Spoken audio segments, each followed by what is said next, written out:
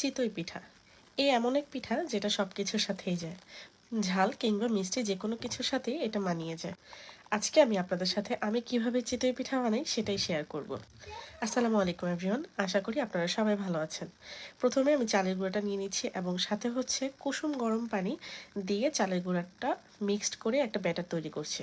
আমি অল্প অল্প করে এখানে দিয়ে দিয়ে পুরোটা ব্যাটার ক্রিয়েট করব। তো আমি কয় কাপ চাল নিয়েছি কয় কাপ পানি নিয়েছি সেটা আমি বলতে পারবো না, কারণ আমি হচ্ছে যতক্ষণ পর্যন্ত না এই ব্যাটারটা ঠিক এরকম টেক্সচারে চলে আসছে ঠিক ততক্ষণ পর্যন্ত আমি হচ্ছে পানি দিয়ে এটা করেছি। তবে পানিটা অবশ্যই গরম থাকতে হবে। তারপর আমি একটা তেল দিয়ে আমার প্যানটা ব্রাশ করে নিচ্ছি। তারপর চিতই পিঠা যে ব্যাটাটা ছিল সেটা আমি অলমোস্ট 1 ঘন্টার মতো ভিজিয়ে রেখেছিলাম। তারপর সেটা দিয়ে আমি এই যে পিঠা বানানো শুরু করেছি। আলহামদুলিল্লাহ প্রথম অবস্থাতেই আমার পিঠাটা খুবই সুন্দরভাবে হয়েছে, এই যে দেখতে পাচ্ছেন। এটা যদিও ততটা ফ্লাপি হয়নি, তবে এটা খেতে খুবই টেস্টি ছিল। মাত্র 2 কাপ চালের গুঁড়া দিয়ে আমি মোটামুটি 15 থেকে 20টার মতো পিঠা বানিয়েছি এবং সাথে হচ্ছে ধনিয়া পাতা ভর্তা এবং শুটকি ভর্তা দিয়ে